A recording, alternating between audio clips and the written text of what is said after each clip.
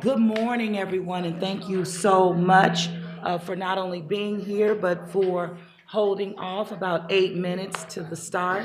It's good to see the full complement of our board, and I just want to continue to thank you for leaning in and providing the leadership that we need, that this city needs and our utility needs. So with that, I'm going to turn it over to Ms. Yolanda. We'll do roll call, and we'll start our meeting. Mayor Cantrell, Present? Councilmember King, Director Barnes, Present. Director Duplessis, Director Markowitz. Here. Director Guzman. Here. Director Pacho, Director Sloss. Here. Director Howard. Here. Director Scholas. Here. Director Antrim. Here. Mayor, we do have a quorum, and we have one housekeeping matter to take care of this morning. We need to add to the agenda the Special Finance Committee meeting that was held on December the 6th. It was inadvertently not put on this morning's agenda, so we would need a motion Sure. to amend the agenda. Sure. Thank you. I need a motion to amend to ensure that we allow for the Special Finance Committee to be reported. It's been moved by Director Howard. We need a second. Seconded by Director Barnes. Any questions? Hearing none. All in favor? All right. Any opposed? Any abstentions? Okay, it's been officially adopted and embedded in today's on today's agenda. And so now we're ready for the approval of the minutes. We need a motion to approve the board meeting minutes from November 17th, 2023. So moved. Moved by Director Sloss. Second. Seconded by Director Scholas. Any questions? Hearing none. All in favor? Aye. Any opposed? Any abstentions? Okay, the minutes have been adopted. Now we're ready for the executive director's report to sign. Very good. Good morning. Yes. Madam Mayor and Board of Directors, great to be here this morning. Happy holidays to everyone. I feel like a kind of positive buzz in the air for some reason. It's the end of the year. It's been an awesome and busy year for all of us. I want to give a word of thanks to many of you, all of you rather, and especially you, Mayor, for your leadership and your thoughtfulness and engagement throughout the year. And a huge thanks to all the men and women of the utility who were so tremendously dedicated and worked so hard. And we will have for you a year-end review in January, kind of capturing all the things that were accomplished and then a look ahead for 2024. So we're excited to do that for you. Have a few updates for everyone this morning, and we're going to start with a very exciting initiative. Thanks in part to many of our staff, Steve Nelson and Grace Birch and the IT department who put together a new dashboard for us, basically ahead of any. Actually, it's there, it's present. It tells you more obviously relevant ahead of a storm, what is available in terms of pumping stations, what's operational and what is not. It's work in progress, so this is the very beginning of what we think is going to be a very robust and nimble dashboard. So this lives on our website and it's available as we speak, allowing people to, again, gauge what's available to their neighborhood in terms of the pumping stations. Ultimately, what we want to do is not only allow you to see what pumping stations are on, but if you click on any of the green dots depicting a pumping station, it will tell you how many pumps are belong in that pumping station and how many are working. So that is the next step, which doesn't exist today, but we know that's a very relevant piece of information that everybody's been yearning for. So we're working very hard to get that going. So that's part of our, again, continued transparency and sharing relevant information with the public. Can I ask a question? When it's real time, does that mean if it goes off, it automatically changes the dashboard, or is there a human intervention that has to occur? I don't know how automated it is. There's some human intervention, but eventually it will be automated. Okay, so if something went off in the middle of the night, it would show. Yes, Okay. we will show that. So we're, like I said, it's real time. A lot of people are paying attention to how it works. We've been gaining a lot of feedback about it, and then obviously that feedback is going to play a role in how we continue to develop it. So another, I would say, initiative or change in how we communicate ahead of a storm after the December 2nd storm.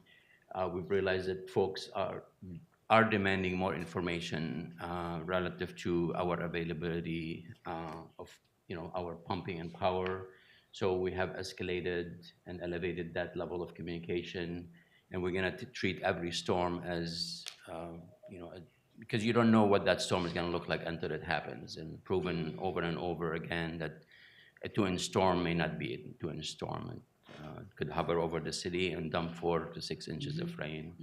And with the system being a little bit more fragile than usual, with having one of our big turbines down, with little redundancy, we feel that that the public need to know that there's some vulnerability out there, and a lot of watchful eyes. Ron and his team are beyond watchful in terms of being ready, how they respond to any issues we have during the storm. But nonetheless, the public demanded more communication, and we will deliver just that. So this is basically lays out steps that we will take ahead of any storm, again, whether it's 1 inch or 8-inch predicted. Can I Yes. ask a question? Mhm. What are some examples of the protocols with NOLA Ready and the National Weather Service that you're looking to update? So typically, we would send them a status report of available power, available pumping capacity, and they make a determination on the severity of the upcoming storm, and they either announce, no lifting parking restrictions and such.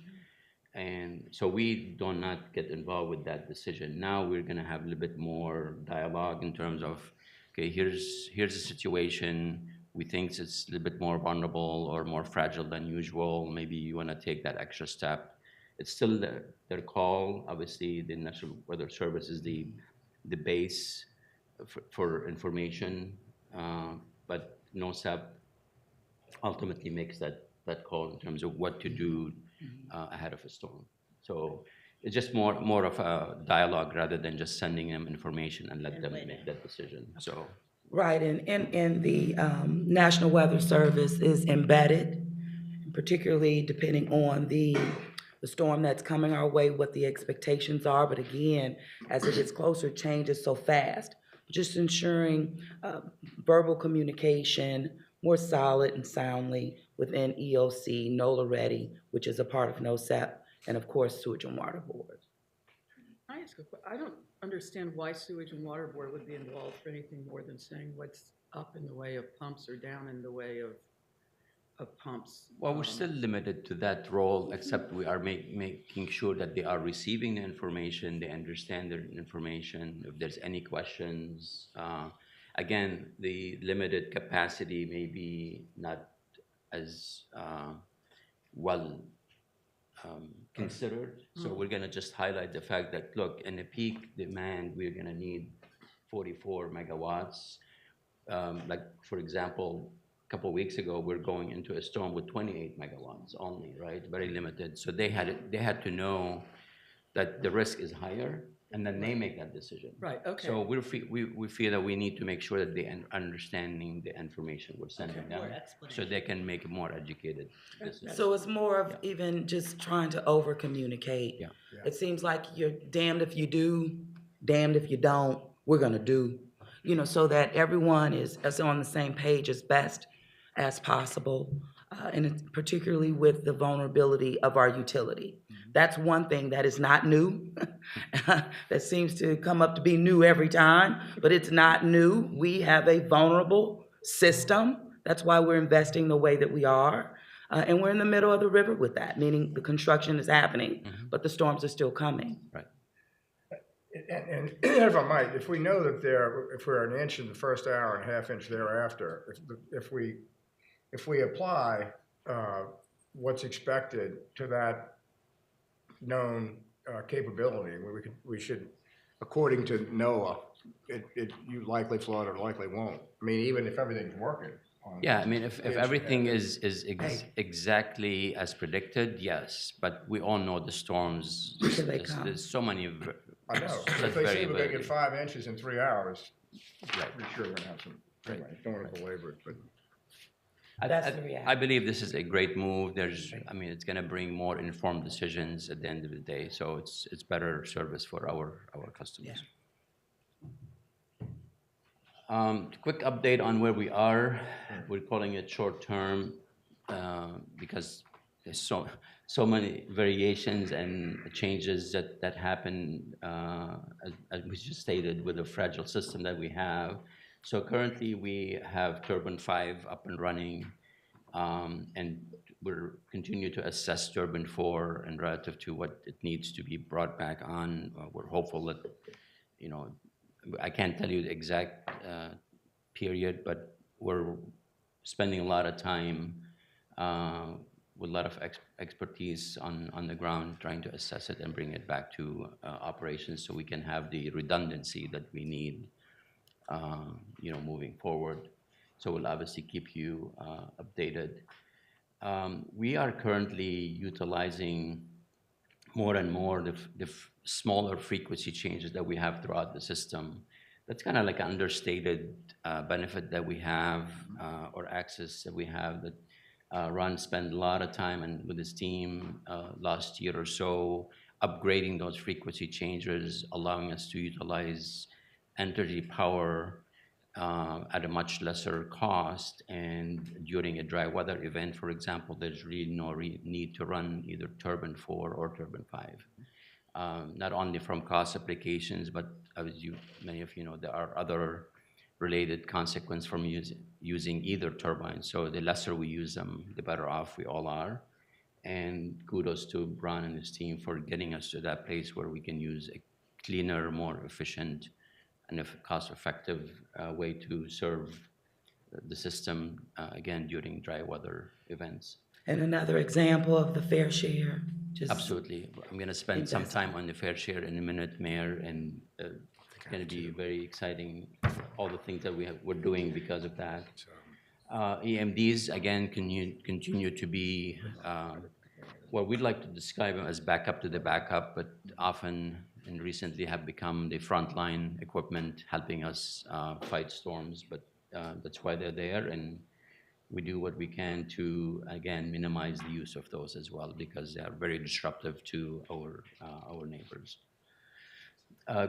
Question that we often get is that why don't you just buy more generators at 25 hertz? And, you know, evident by the EMDs, those were old engines that they were refurbished, and they've been finicky from day one. They're not the best pieces of equipment. We're constantly putting so much effort on them. So it's not like there are those brand new, you know, 25 hertz generators or even smaller frequency changes that are there to be used. So just wanted to address that quickly because I do get that question often.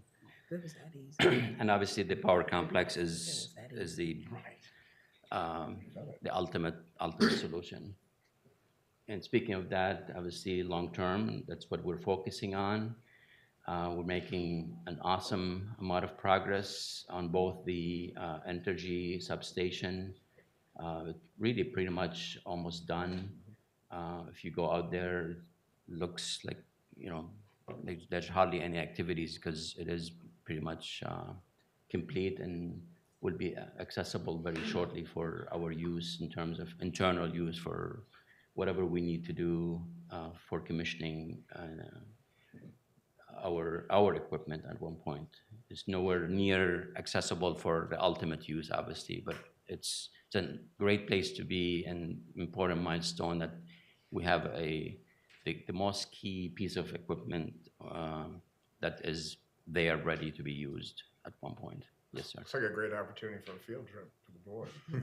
I would love nothing more than having you Let's go. come and visit. So I'd love to do that. so we will certainly orchestrate that. One of the biggest components that are part of the power complex is the utility rack. You've heard us talk about it quite a bit. So that is progressing very nicely. That you can see a picture of that on the right, and slated to be done in the first quarter of '24.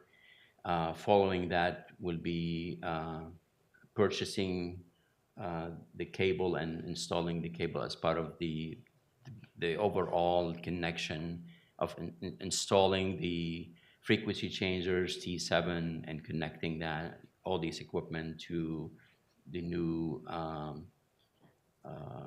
power, disbursement, I'm gonna call it, station, that would be done sometime in late '24, early 2025. Again, the biggest contract that we would manage is coming up in January, and that, again, bringing the frequency changers, bringing the T7, installing it, connecting it, and commissioning it, and then run the cables to a new switch gear, and again, put us in a much, much better place. A quick update on the smart metering. It's progressing well, and it's tracking.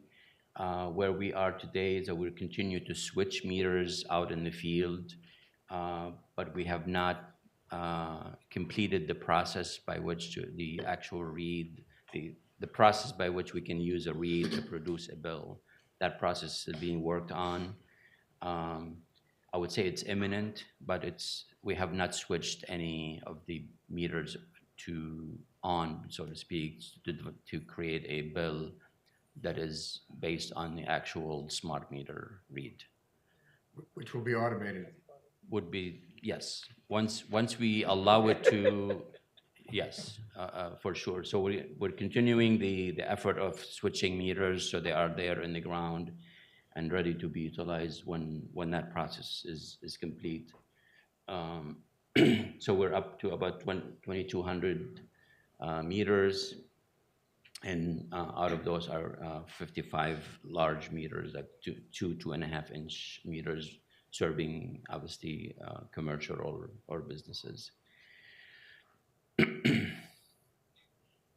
What is the difference between the 2,200 meters installed and the 600 installed? So the difference is if you install them today, they take about 5 days for all the, the processes had to take place so they are accessible. Let's say you put a new meter in the ground, you record the last read of the old one, so that's process one. And then there's a lot of interfacing and start capturing that data, and then you have to do it for 3 to 5 days before it's considered accurate and that you can count on that. I guess what I'm asking is it says 2,200 plus meters installed, and then it says 600 plus installations. So what is, I think aren't the what is- regular meter shop crews, as they're going out and doing maintenance, That's correct. they're swapping out the old meters for the new meters because they already have stock of them.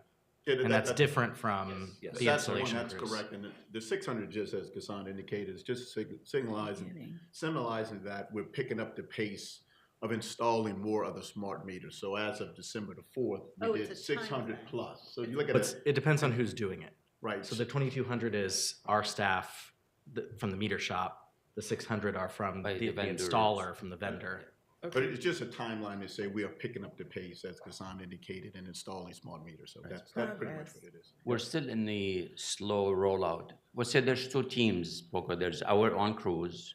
By routine, we're replacing meters. So when we go, we're putting the meter ready, smart meter ready in the ground, and we install the device, but they don't do anything relative to the interface with the process. Right. So the 2,800 that have been installed?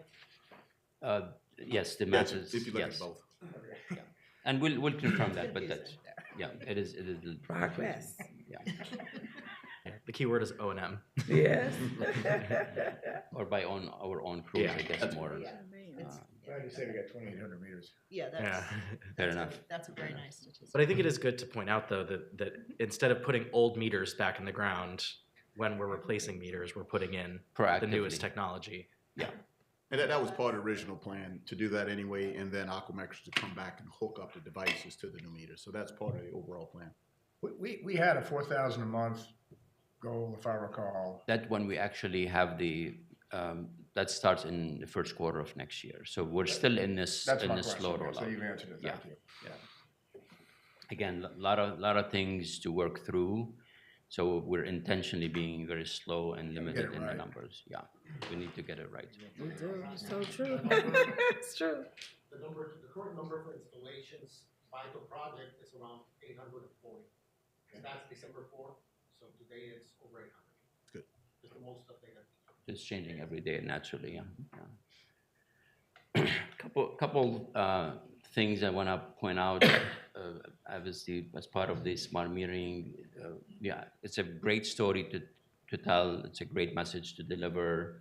And as you know, we've been using quite a bit of communication to tell folks that it's coming, whether it's a door hanger, whether it's postcards, a variety of ways to communicate that.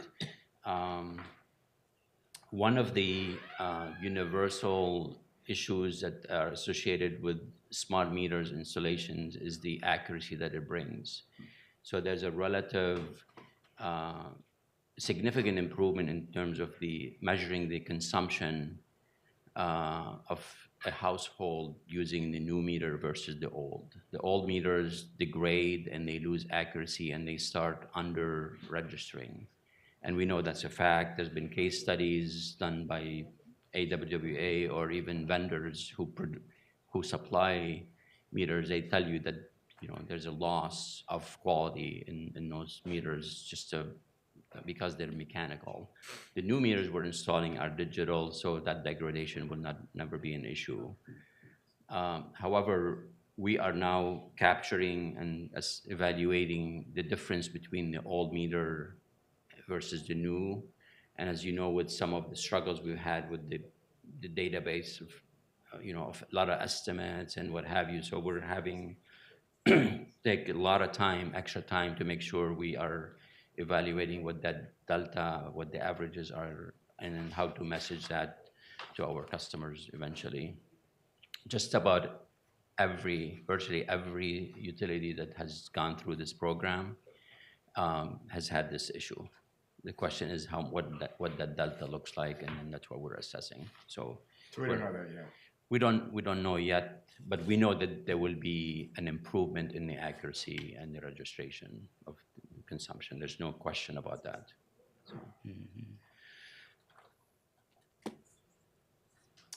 because of that, we've developed an outreach plan specific to smart meters. Sharing all things smart meters, what the customer needs to know. We mapped out the communications plan, and it's going to be done month by month because the project is going to evolve and more information is going to be more available. And with that, obviously, the messaging changes. And so I just want to give you a snapshot of what it looks like for December and January. I'm going to give you there's a slight variation between what that looked like and what February would be again, and going to continue to change. And the messaging will never stop until the last meter is installed, because every customer needs to know what we're doing for them. So starting with the first customer and ending with the last customer. So it's a continuous message, obviously more refined and more informed. So. What are continuous usage letters? So continuous usage basically is when you run a test on a meter and you identify the fact that there's a leak, whether it's a faucet that's leaking, whether it's a running toilet, whatever the case may be. So you would identify that, and then you let the customer know that you have continuous, and that's why your consumption is high. Great. And then why it's becoming more relevant now is because in some instances, not all that extra consumption is being registered, but once you install the new meter, now you're gonna, every trickle is gonna be counted. And because of that, it's gonna obviously make that consumption more pronounced, and then it's the responsibility of the owner to mitigate that and fix it. So again, a lot of messaging. We're gonna spend one-on-one with specific customers where they have a huge delta, where they have a big problem on their property. We're gonna be as attentive and as flexible with them to get us to a place where smart meter program is actually a huge benefit for everybody in terms of accuracy and timeliness. I want to spend some time on the infrastructure advisory board, or more specific, the fair share. And Mayor, I have to say that your hard work is definitely bearing fruit. You know, 4+ years in the making, we are finally enjoying a program that is steadily bringing us revenue. So far, it's that fair share has brought us about $53 million since its inception. 40 million of those have been earmarked or have been identified for a specific project. So it has been a game changer in terms of allowing us to basically fill gaps, funding gaps, and allowing us to allow some projects either start or continue to happen. And I'll give you a couple examples. So I just wanna, we haven't really talked a lot about the Infrastructure Maintenance Fund or IAB and their role. They've been great partners. Their role is an oversight as part of the fair share deal to make sure that we're spending the money as we say we would. And it's been an awesome relationship with them, being engaged and helping us, being like a sounding board in terms of allowing us to make good decisions and where the money should go to improve the quality of life of the city. So just want to make sure that we acknowledge that and we show the benefit of it. So an example of this past and last meeting we had, we made specific requests from the IB to allow us to set aside specific amount of money for these projects. We're continuing with the Sycamore Filter Gallery, the strategic water quality master plan is being funded by the IAB. The picture to the right shows you the East Bank river, the new river intake. That's where the raw water comes in to be purified for drinking water. It was damaged several years ago, and we've been utilizing a barge to protect it on temporary basis. That is costly, and finally we decided that we're gonna make it a priority to remove the barge and repair the permanent protection system at $6 million.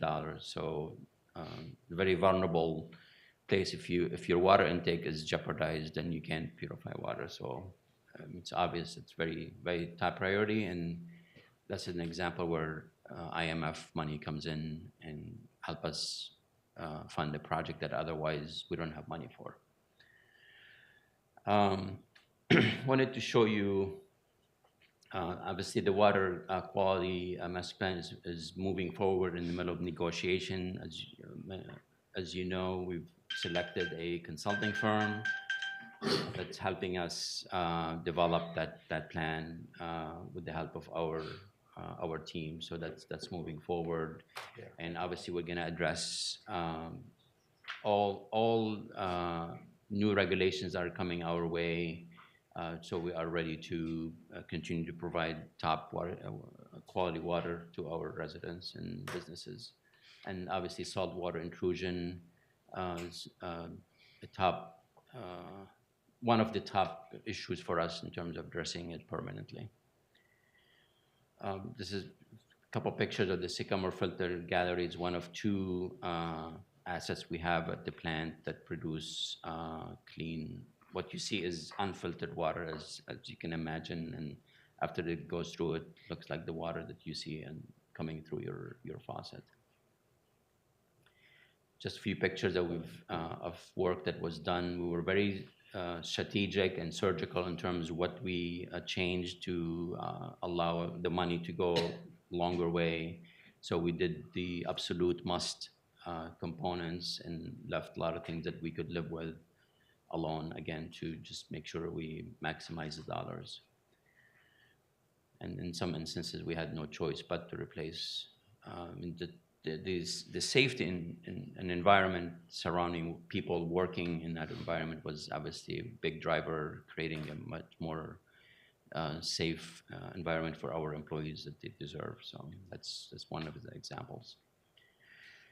A great example of what the IB and the difference it make is that in June or July of this year, we ran out of our budgeted money for pavement restoration, and we would have had to stop, and the backlog would continue to grow, and it would have been a bad situation. So we sought $4 million from by the IB that approved the request, and you could see the tremendous impact that the $4 million had on us, reducing the backlog and significantly, almost down to 1,000 by the end of this year, and then with another $4 million that they've allocated just recently will allow us to get rid of the backlog altogether. So this hole has been here in front of my house for 2 years.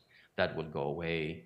And then Steve and his crews will have a higher standard in terms of how quickly we restore a pavement once we disturb it, 2 to 4 weeks. That will be an awesome standard to adhere to. So that would allow us to obviously restore pavement, in much timelier fashion. Again, exciting progress, and when you have some money, you can improve the quality of service. We're continuing to be out there talking to our customers on all things that we're doing, whether it's the smart meters, the power complex, the payment restoration. Everything that I share with you, I share with the public. There's a lot of interest, a lot of good questions. We have an upcoming visit from the EPA administrator sometime in January.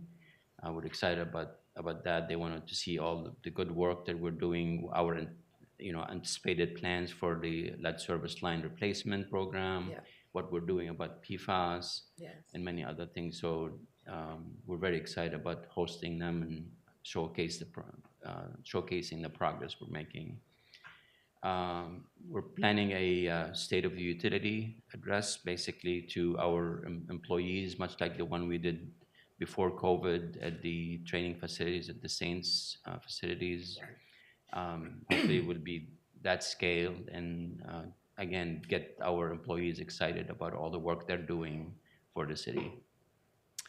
And I just wanted to highlight another effort, helping our customers where we can, partnering with the Mayor's Office of Housing Policy and Community Development. There have been 3 sessions where they pledged $300,000 on behalf of customers who are in the arrear, and awesome partnership that kind of supplemented the LIWAP, the pilot program that we've enjoyed last year and earlier this year. So with that concludes my presentation, and happy to answer any questions. Very good, Ghassan. Any additional questions for our director, Director I Barnes? just want to make a comment that I think the quality of the presentations, like visually, is just really improving, and it just, I love the images, I love the charts. It's just, I think, much easier to understand, and I think as we move that like through dashboards and stuff to the public, that it's going to be great. Absolutely, it's part of a new brand. Consistency matters, and I know Tyler was involved when he was with us in developing what that looked like. So we're very thankful. Right, and then a year in review with the pictorial, I think, would be impactful as well, because it's difficult. This isn't sexy stuff. People don't look for it. Oh, let me see how good it, how the new technology looks, or just the 2 you demonstrated shows you night and day what were existing conditions, but where we are now. You can't make it up. Yep. Yeah. Just you can't over communicate. Yeah. I've seen a lot more communication recently, and I think that's terrific. Yeah. Keep that up. And then it takes the place of some of the verbiage that gets misconstrued. Put the picture up there. Yeah. Yeah. Yeah. Well, it's testament to the team. We're being very good listeners to you, to the city council, our customers, the public, for certain. So thank you for the feedback. No, thank you. All right, so we will move on. Prior to, we'll let the record reflect the attendance of Councilman King, Ms. Yolanda, And Director and Duplessis. Director Duplessis. And pursuant to our amended agenda, now we're ready for the Special Finance Committee report from Director Sloss. Thank you. That's an Oh. audit committee report, I think. She doesn't have. They it, so- forgot me. Yeah. Um, Not I. The Finance and Administration Committee met on Wednesday, December 6th. It was a special meeting. We convened in the executive boardroom at about 9:04. Present were myself, Directors Howard Guzman, absent Directors Markowitz and Pacho. We had a draft budget presentation, which I believe we're going to see again. I'm certain we're going to see it again shortly here. But just wanted to highlight, we have favorable metrics in terms of cash on hand and debt service coverage. The budget is about the same as it was last year, slightly smaller on some of it. And it was a good presentation, very comprehensive. And again, as I said, you'll hear more about that, so not much point in me trying to pick pieces of it out right now. There was no public comment. We adjourned at 10:14, an hour and 10 minutes after we started, and that's my report. Thank you. Any questions? President. Hearing none, we'll need a motion to adopt the finance report. So moved. Moved by Director Solis, Second. second by Director Guzman. Any questions? All in favor? Aye. Any opposed, any abstentions? Hearing none, the report has been adopted. Ms. Yolanda. Yes, and now we're ready for our Audit Committee report from Director Scholas, and he will also deliver the Pension Committee report as Vice Chair of the Pension Committee. The Audit Committee met on Tuesday, December 12th in the Executive Boardroom. The meeting was called to order at approximately 10:37 a.m. Present myself, Director Barnes and Director Anthrop. Also in attendance, Executive Director, Special Counsel, and our Chief Financial Officer. Presentation items included Ed Sutherland, the Chief Internal Auditor, gave an update on the Internal Audit Department staffing endeavors. He also gave details on the risk assessment plans for Q1 of 2024, and he concluded his presentation with what's happening in audit activity. The meeting was adjourned at approximately 10:53 a.m. That's the report. Very good. Move acceptance. Yep. All right, we have a motion to approve in global. We can do, Ms. Yolanda? We should take them separately. Okay. We have a motion to approve the Audit Committee's report. We need a second. Second. Seconded by Director Barnes. Any questions? Hearing none, all in favor? Aye. Any opposed, any abstentions? Okay, the report has been fully adopted. We need a motion to approve the Pension Committee report I as have to presented. provide it, Madam Oh, Mayor. go ahead. The Pension Committee met on Wednesday, December 13th in the Executive Boardroom. The meeting convened at approximately 10:32 a.m. Present Director Pacho, myself, Director Anthrop, Mr. McBool, Ms. Jonesy, and Ms. Shine. Other board members were not present. In attendance also our Executive Director, as well as our Chief Financial Officer and Quaker Obid from Marquette and Associates, made a presentation on an update in the executive summary of the November 2023 market performance and allocation metrics. And most importantly, we discussed questions about allocating and becoming in alignment with our investment policy. That led to action item R165-2023, private equity class manager search. And it was moved and properly seconded that we provide support to the private equity fund of Mesero and the private equity fund of Sango. The amounts listed in the report. Information items, there were none received and no public comment, and we were adjourned without no further business at 11:40 p.m. Thank you, Director Scholas, and in replacement of Director Pacho for the Pension Committee report. We would need a motion to approve. So moved. Moved by Director Anthrop. We need a second. Second. seconded by Director Duplessis. Any questions? Hearing none, all in favor? Aye. Any opposed, any abstentions? So the motion carries. We've officially adopted the pension committee. We're going to move to Director Anthrop. You have a presentation, or you want to discuss the committee location? Yeah. Okay. Thank you so much, Mayor. It recently came up at a city council hearing that there seems to be some level of desire that we would move our meeting location from the Sewage and Water Board building to the city council chambers.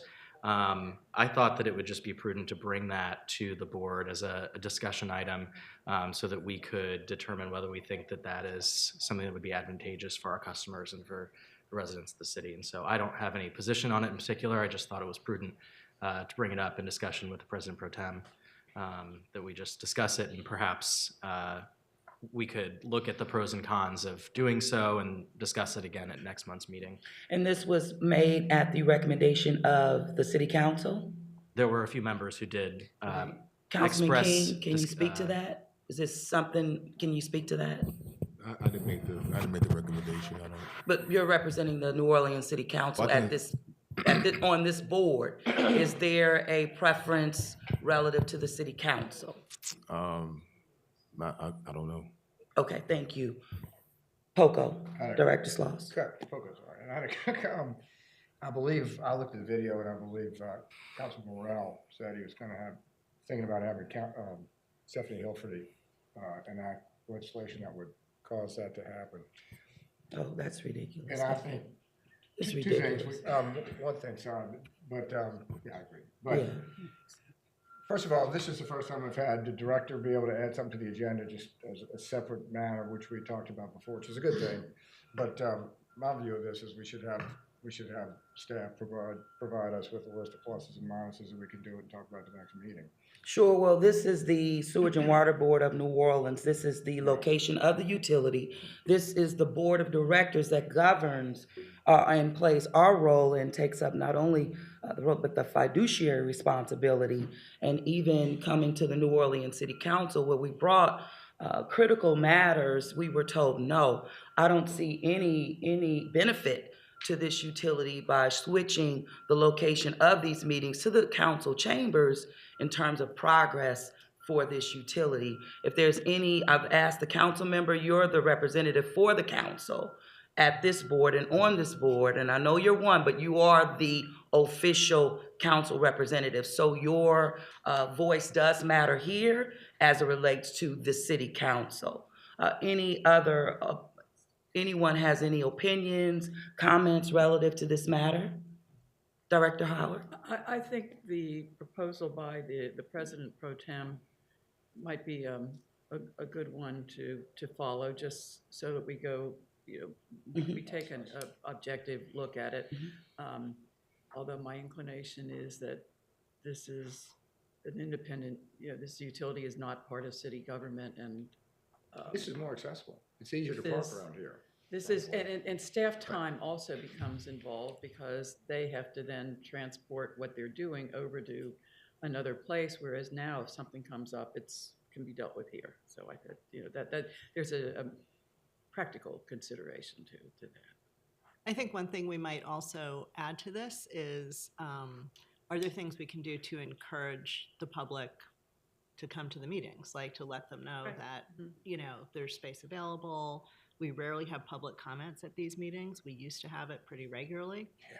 And so if there are ways to kind of just get it out there that we really encourage people to come, these are public meetings, and, we're happy to hear what people have to say. Because I think what's not fair is that, there's the appearance that we're not accessible. And we are completely accessible here. So I just think that having a statement about that might be important. I don't think there's the appearance, I think there might be the representation. Hmm? I don't think there's any appearance that we're not accessible. I think there might have been a representation, but anyways. I have a general suggestion, regardless of this issue or not. If there's any new business that needs further discussion, perhaps bring it to a committee, where it's relevant, and then, have that discussion. Once it's been digested, and idea. thought of, Good bring idea. it to the board, especially this, I mean, it needs more thoughtfulness. And we need to get to the bottom of what really is the issue. Right. The If it's, goal. yeah, if Yeah. it's communication, like you said, well, this is a public meeting. Yeah. Anyways, that's a general suggestion. And that is the proper Process. suggestion, Director Guzman, in regards to, and yes, POCO, Director Sloss wanting to elevate issues that may come directly to the board, given the context and the timing of, but the proper protocol is for matters like this to go to committee, for the committee as a board to chew on it, talk about it, discuss it, and determine what then comes to the full board for a solid recommendation or the board to take action on. Yes. Well, It's really a governance matter. Absolutely. I can't speak for Council President Morrell, his thoughts behind this, but I do agree it may be the appearance of the public not being invited or not really knowing about these meetings, so we can make more of an effort. I'm not saying one hasn't been made. It hasn't been made, but we make more of an effort to let people know this is where we meet, this is the time we meet. That may help out with this issue. Good, and then on the city council side, knowing that this is a public meeting, knowing that we have monthly meetings, knowing that we have committee meetings, and the council plays a role on this board could also help as well. So there's no miscommunication about whether or not this is a public meeting, nor when we have them. Just like we have council meetings, the schedule is there. But if there is an effort being intentional about increasing the level of awareness or communication with the public, I think the city council can take that on as well. As a part of preparation for our next set of discussions, it would be helpful to know how, when, and where these meetings are advertised. So that as we go into the discussion, we can evaluate whether it's sufficient or it needs to be increased and amplified. I think we couldn't have this moment pass without remembering our friend, Mr. Lazar. Absolutely. May Who rest in used peace. to always Yes. That's right. make sure there was He can public go comment there. every meeting, every time. And and after he passed, God rested, so I still turned around to look for him. He's probably He's here. probably here. Yeah, well, and I think Director Guzman makes one of the best points, really getting to the bottom of what is the intent, what is the goal. But if it's the goal to get the public in an arena to where it's toxic, if that's the goal, that is a threat, I would say, to this board conducting business, which we're called to do. But to get into your arena and what has been displayed at the city council meetings, I think it's disruptive, and it doesn't push the agenda, particularly of this utility, forward. It can stifle progress. That is something I know that I'm not for, but only to see how things get there and they become toxic and disrespectful to the people who give their time and service on behalf of the city of New Orleans. So that arena would need to change for me to support that. Can we send this to governance Absolutely. and just let them evaluate it? So Yes. I move that this matter be referred to Governance Committee. Absolutely. A second.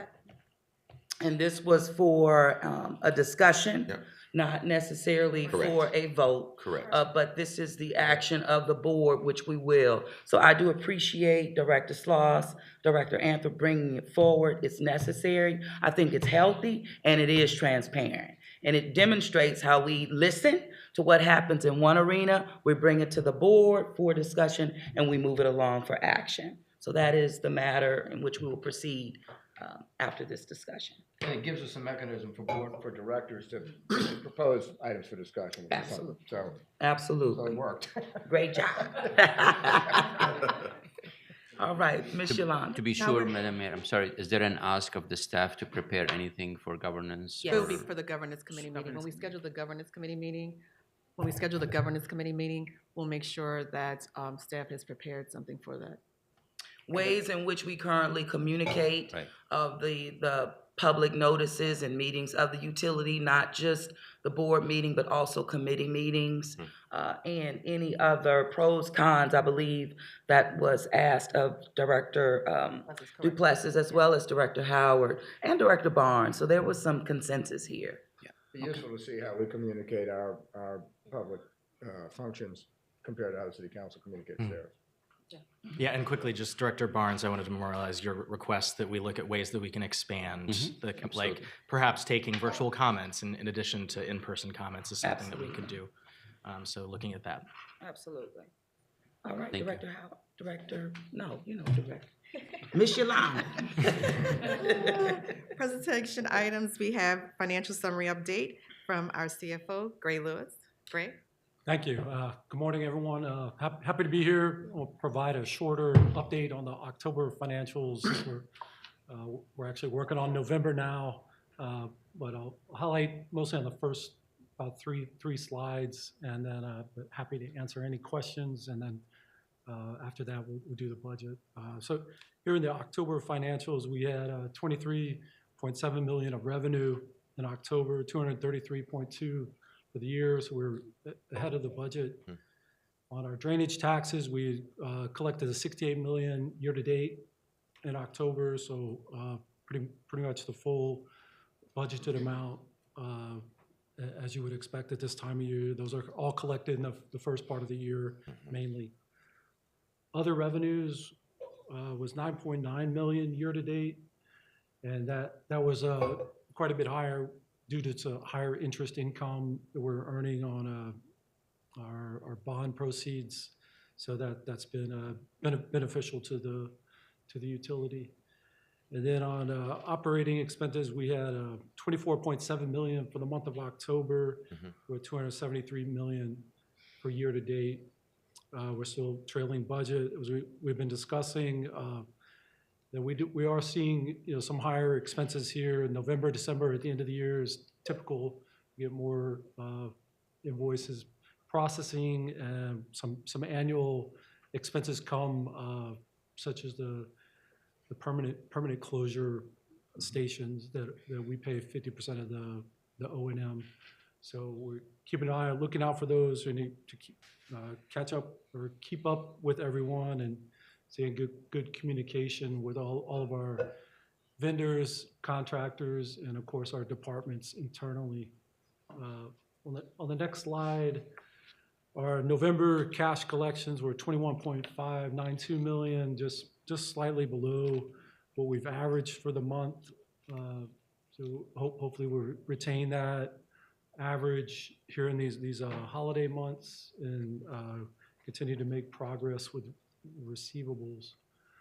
On the dashboard, I'd like to highlight the line 9 days cash on hand was 225 for water, 257 for sewer at the end of October. So both of those are well above our targeted numbers, indicating we're managing the funds that we have as required in our bond covenants. Debt service coverage will also be in excess of the minimum that we budget for based on where we are with expenses. In line 18, we have past due customer receivables of 55.3 million, which is lower than October of 2022, but still obviously a top priority for us to make improvements in this area. The line 20, the uncollected ratio is looking at the last 12 months, both billed revenues and collected revenues. We see our uncollected ratio has gone up a little bit, 2.6% compared to 2.2% at the October 22 point. So that number, as more people don't pay their full balance each month, the number would go up. So we continue to monitor that and work through these collections issues. We have a couple of projects in the works on receivables. It's a little early to kind of share all the news, but in terms of updated payment plans and efforts to reach customers, to work with them. And then on our number of disconnects, we have 1,275 for the month of October, compared to 1,335 October of 22. So each of these are really influenced by the consistency of us doing our normal disconnect policy as a sort of a last resort effort, continuing to do our billings regularly every month, so the customers have the consistent bill every month, and any disputes that arise, which we did see it, we've seen an uptick in the dispute accounts, so we can address their questions and then again ask for payment or offer payment plans and move down the road, because there's going to be another bill next month. You know, it's a much better to get whatever question on a high bill they have right after it happens that first month, rather than several months down the road. The rest of the slides we normally comment on are pretty much the business as usual. I did want to add on our slide depicting change orders that Ron's going to talk about. There was, in addition to this transmission main project for the water line, there was additional change order for a consent decree contract, which is funded by WIFIA. So we are, I guess, asking for the board's ratification there, but no significant impacts on the spending plan. And with that, I'm happy to answer any questions. Madam Mayor. One quick question. One of the things we've been talking about for a while are these multi-unit accounts, where we have the landlord in arrears, although their tenants are paying. And we talked about having sort of a listing of sort of our top 10 offenders there. Is that list stable, changing, growing? Have we made some progress? We have been working with that, with legal, special counsel, and contacting those individuals, so making progress. There's different levels of success. I mean, I would like the cash right away, but we have to, basically position ourselves to answer their questions, provide any credits they feel that they should have had. But we are making progress. We do have the list. Sure. So might I request that the information in our process is dealing with it comes to the audit committee? I think that'd be a wonderful place for us to look at the processes and make sure that we're being thoughtful at how we make sure that the agency vigorously sort of seeks funds that we're due without negatively impacting sort of innocent bystanders in the process. I'm very interested in that.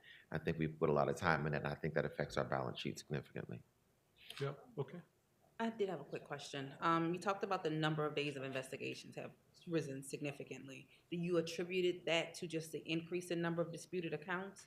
And is there anything we should be looking at to increase or decrease those days of investigation? Is it more staffing? What's needed in that area to improve that metrics? Typically, the collection efforts and actually real disconnects cause people to put the account into dispute and attempt to prolong the process. So that's the most likely driver. Okay. Any other questions for Greg? Hearing none, Ms. Yolanda. And now we're ready for our presentation, operating maintenance budget and capital budgets for fiscal year 2024. Greg? The financials. A lot of pages, not If my head's going.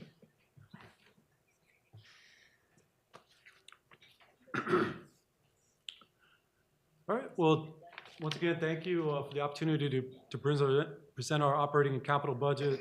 This has been a huge team effort.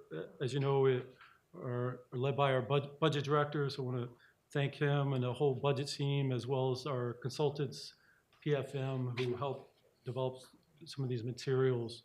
We go through a very thorough formal process to get to this point where we have the numbers and we're ready to move forward. But starting in the summer, we pull together numbers, we look at how the year is going, and then we really focus on building relationships with the departments as we're reaching out and holding meetings.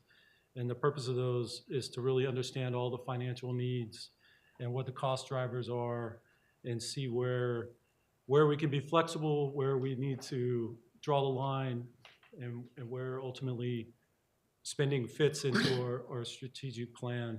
So many thanks to all those who are involved in this effort. And when we talk about where we are, I guess I would start with, the important thing is we're presenting a legally balanced budget, and that's defined as having the sufficient net revenues to meet our bond covenants. And the facts, going into this budget season are, this is the fourth year without rate increases in the consumer price index. The inflation over this past same 4-year period is, between 1% and 8%, or almost 9% each of these years. So that makes it a challenging circumstance. And then our revenue stream, we see a little bit of growth on the volume side, mostly from revenue recovery and efforts to get the bills out to the right people for the right services, but definitely not on the price side. So we have about a 3% overall growth.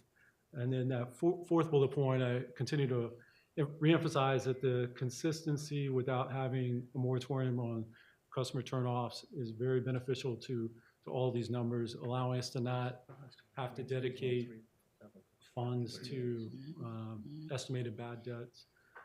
So at this point, or during the budget meetings, we made that clear to the departments, the flat top line revenue, and we know we have certain mandatory expenses that are coming through, like the salary across the board 2.5%. So we asked them to collaborate with us and bring the needs and hear from them directly, and then specifically the GSO and the CAO had to go back and reduce some of the needs. So very iterative back and forth process. And on this slide, I just want to highlight, we spent some time in the special finance meeting walking through a slide about 23, where we are, and 22, where we ended up from a debt covenant perspective. We were well in excess. We were over 2 for our debt service coverage. So we want to consider that flexibility as we make decisions on this year's budget. And then we also continue to stick to our strategic plan.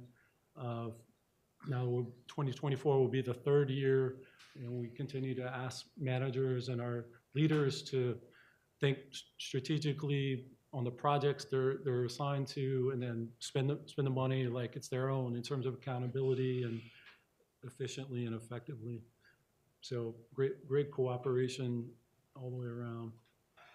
This slide is just showing the revenue the last 4 years, the relatively flat nature, both water and sewer. And now on this next slide, this is a total O&M budget, and I'll start with the number in the middle. The cash O&M, water, sewer, drainage totals $250.7 million, and that's about $14 million over 2023, and that's pretty evenly split between water and sewer. Drainage, we actually have a little bit less. We're really trying to protect our pay-go funds for drainage, so that one's a little about $859,000 less. And then below that we show debt service, which has actually gone up.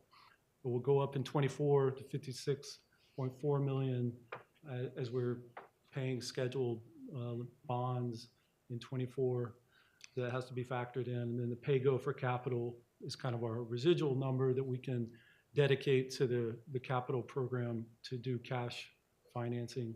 And that's broken up: water, sewer, drainage, about $13 million for drainage. So, obviously not as high as we would like, but we can control our own destiny with these numbers, and focusing on the expenses we can control allows us to be flexible with our own cash financing. So overall, about 5.6 over, and we'll talk about the categories a little bit in the next slide, next couple slides. This slide I wanted to show next because it's driving our sort of overall acceptance. This is where the debt service coverage projections would be. We take our revenues that get counted towards debt service, subtract out the expenses that are counted toward debt service coverage, giving us net revenues divided by, then you divide by the senior debt service. So we're well over 1.9 for both water and sewer, and the drainage, which has the one outstanding bond issue, is at 3.03. It has a slightly different calculation based on the 9 mil. But these are, we feel comfortable, acceptable with the expenses that the departments were asking for, and we'll be continually monitoring through this whole coming year. Next slide is the revenues, expenses together, showing top line that we talked about. The 286 million is relatively flat. It's minimal growth, and then the line 5 up there is that cash O&M figure that we were talking about, 250.7 million, where managers have the most influence on efficiently spending this money and getting the most return from that. So that it goes there. And then once we go down, farther down the line, there's our estimations for depreciation, allowance for doubtful accounts. That number has come down because of the better collection ratio can demonstrate. Interest expense, and then our pension plans, which with the numbers of those will be finally determined through the actuarial studies later in '24. And then we show the tax revenues, interest income, and other non-operating revenues. And we have continued to be conservative with, things like fair share has been very beneficial, but we count that as a capital program funding source, not necessarily a regular operating revenue stream. And then also interest income. The rates are much higher than they historically were a couple years ago. That's benefited us. So, but we're also spending down those proceeds. So we chose to remain conservative with those numbers. We do a comparison to 23 to 24. We can see the personnel is sort of the highest dollar, 5.8 million. So that factors in the 2.5% across the board salary increases that are going in. The other large drivers, they sort of get us to the 6% increase in the cash O&M, or general insurance and property casualty. We experience what everyone's feeling in the market in terms of higher premiums, just getting passed along by the insurers for our property and casualty insurance by the tune of about 1.8 million. And also chemical costs have risen. And then also we have some of our contracts, our wastewater operating agreement, they get an inflationary increase every year. So we certain contracts that's embedded, so it's driving up the cost each year. But otherwise, the ones below the line, we estimate the prior year depreciation number, I think, was a little high to begin with, because we now base this year's off of the audited number with some estimation for growth. And then, as I mentioned, the debt service has gone up a bit, and then pay goes a little bit less, $1 million less. So that's kind of a comparison of this year to last year.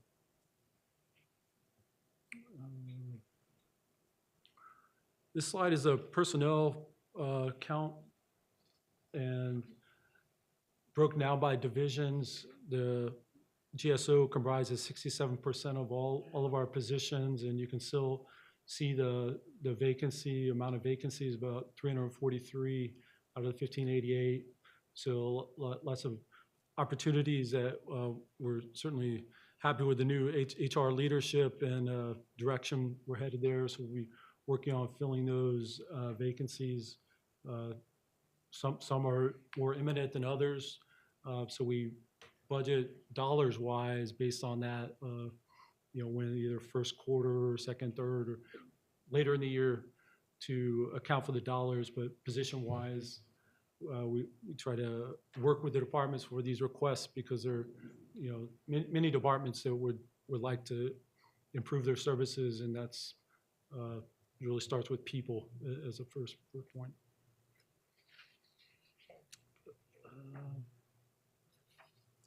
With that, I'll talk about the capital, unless there are any specific O&M questions or Any additional questions? Director Yes. Markowitz? I'm sorry, Gray, if you mentioned this, but what was the reason or the basis for assuming such a lower amount for doubtful accounts next year relative to this year's budget? It's better collection rate is being seen.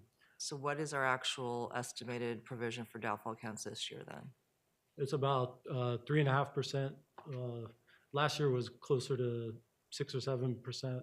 On a dollar basis, so I can compare it to the 10.7 budgeted for next year, are you budgeting like a flat amount of dollars for the provision, or? I'm sorry, you compare the 10.7 to? You look at the slide, 11, Let's see you here. might have mentioned it, but it was, Let's go to. oh, I guess it's. Yep, numbered 17.1 and 6 point. So the original 17.1 was estimated based on Sure. 2022, when the collection. So what are you rates were- estimating now for this year on doubtful accounts? Instead of 17.1, you're estimating 10.7, yes. 10.7? Yes. So you're budgeting next year flat to this year on a dollar basis? Well, yeah, this year's actual, that's right, it should be aligned with that 10.7. All right. And the only other suggestion I would make, if this were to be presented more broadly, is that I'm noticing that what's presented as the 2024 operating budget, the dollars, the subtotal or the totals rather, are different on 4 different slides, depending on whether you're including certain cash or non-cash items. So I think it can be a little confusing. So maybe going forward, the slides or the table should be more clearly labeled, because every slide shows a different total. And it's only the first slide that ties back to the resolution. So I just wanted to point that out. Okay, yeah, we're happy to work with that.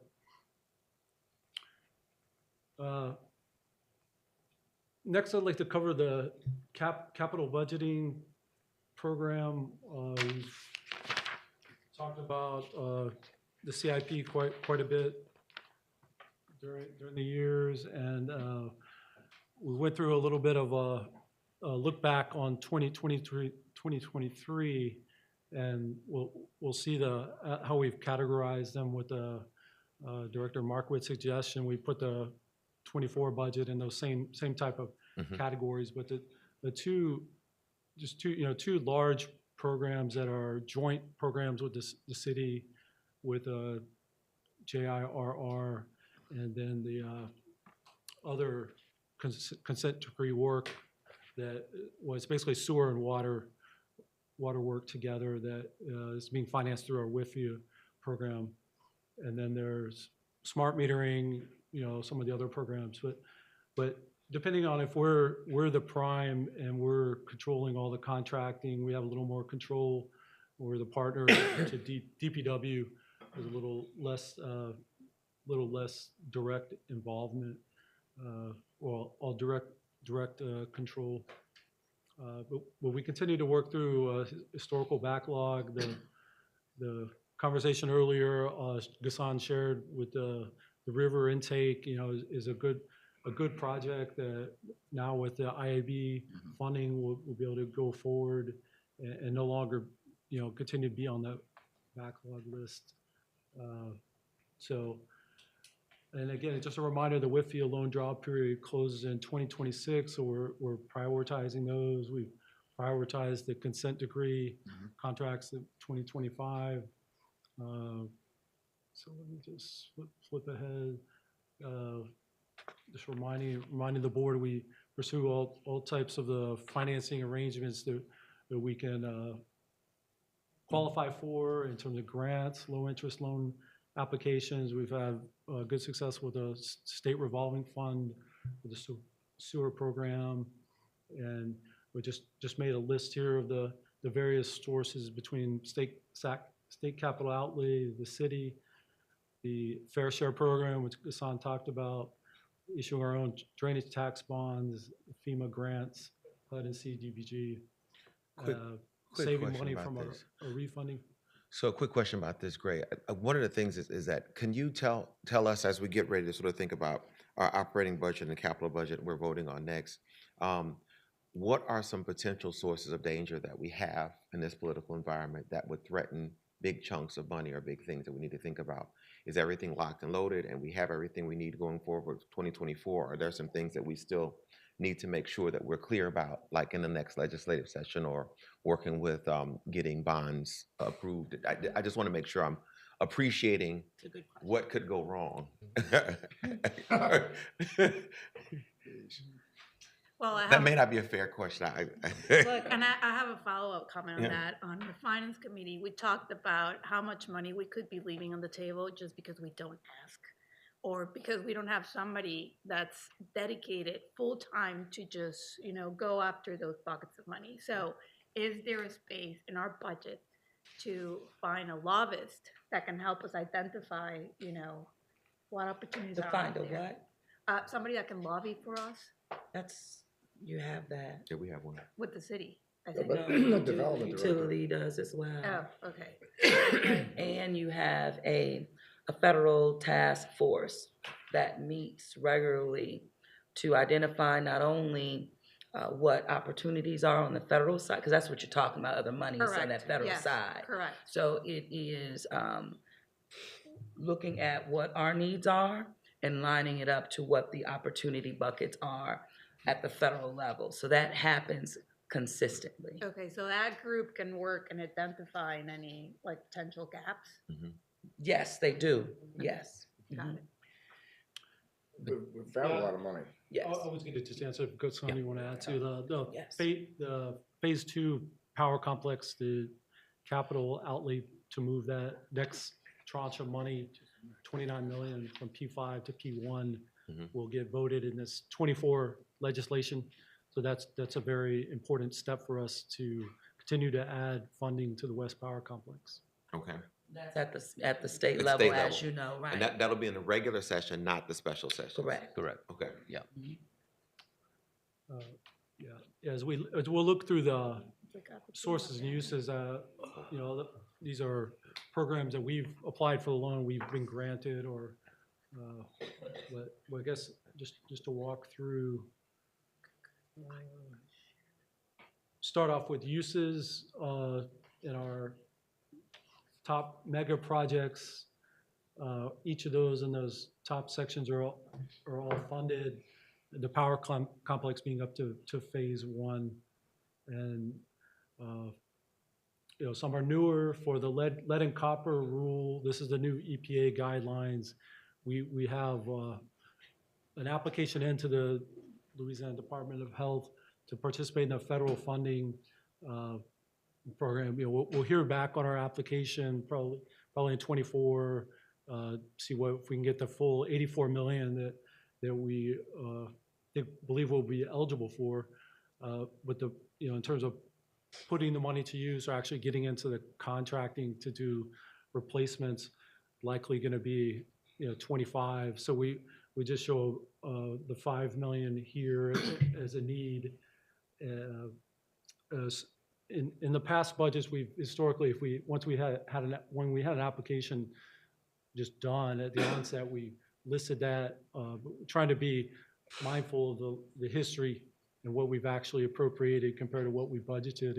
Just because we have the application in and we have a likelihood of getting it, we may or may not want to go ahead and include it. So that's what LCR, lead and copper rule, should have spelled that out there. The SELA, Southeast Louisiana Flood Control Program, we've budgeted 10.95 million. And then the water line program, we're showing 9 million.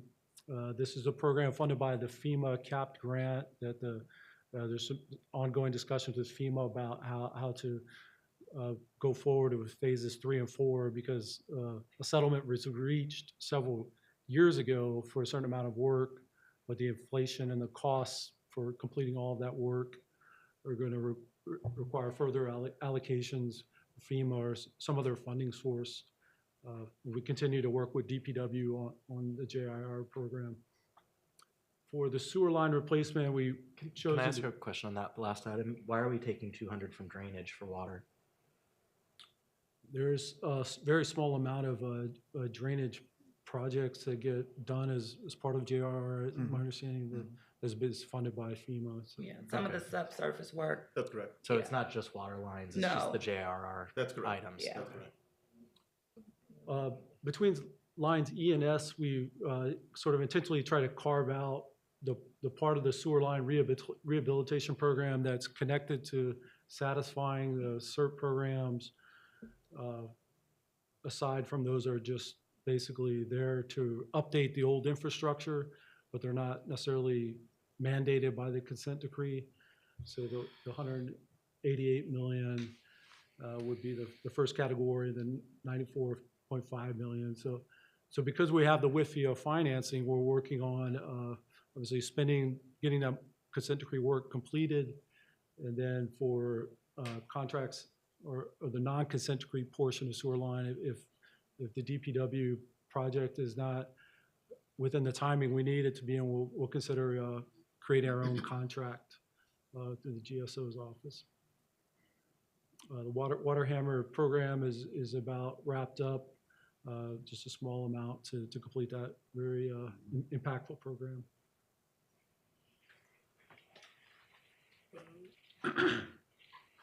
For these other three categories are the more routine, I'll call it, things, including there at the bottom where we have several software technology projects that are kicking off here in 2024.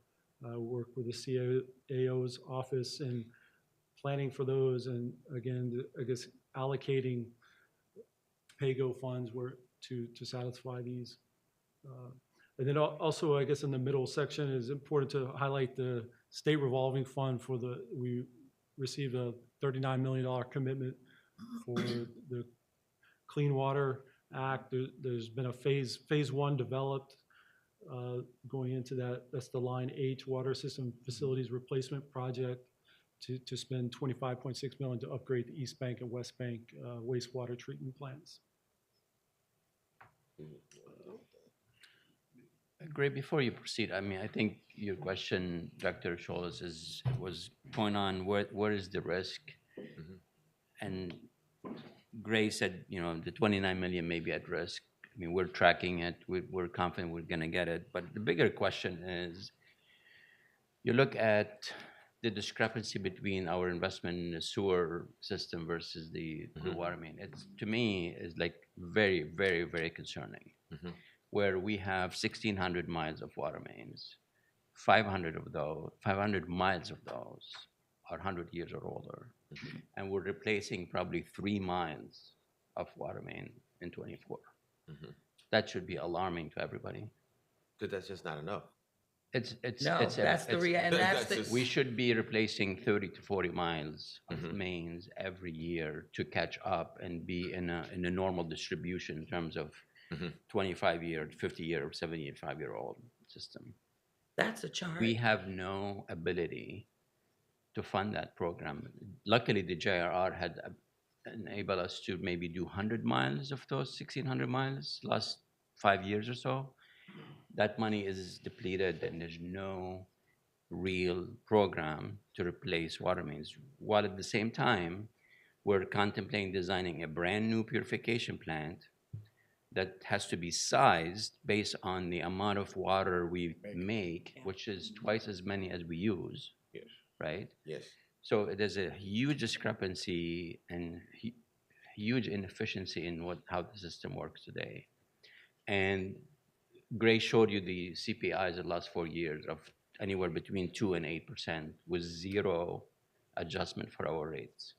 And I understand our customers are struggling. There's a lot of demands. I mean, it's not lost on us. But to not identify that gaping hole today is not right. But that's off by an order of magnitude. That should be 650 million.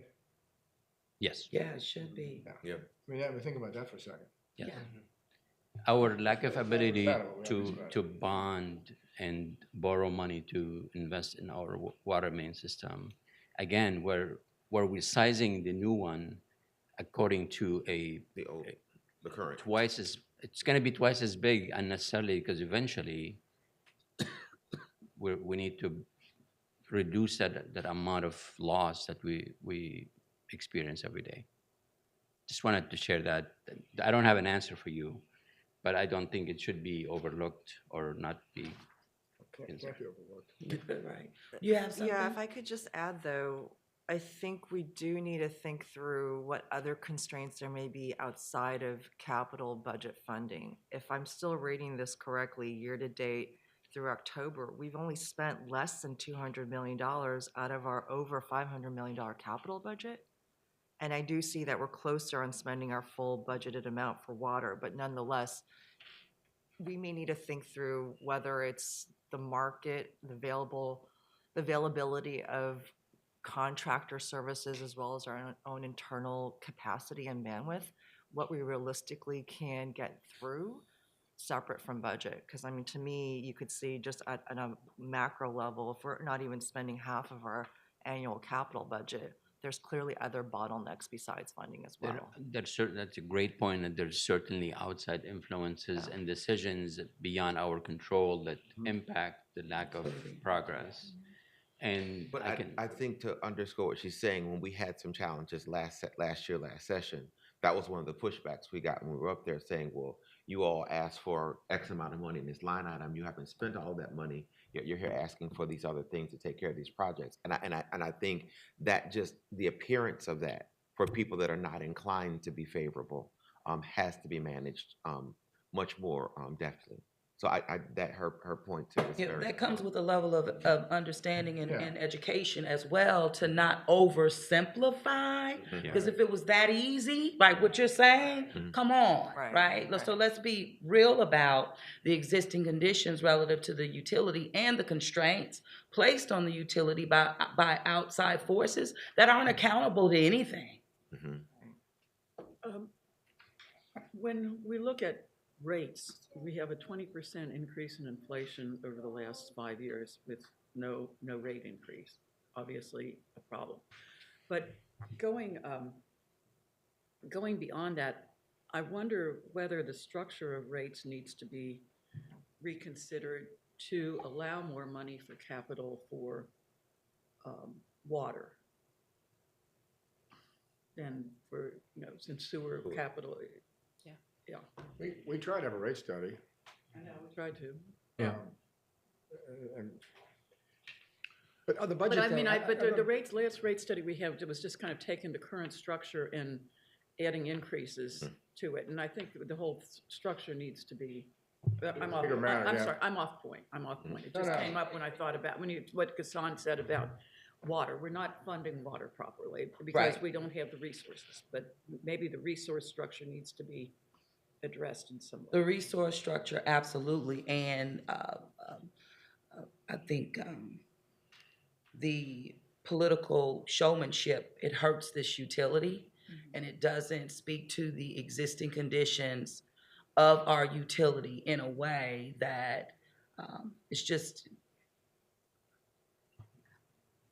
where the public can understand.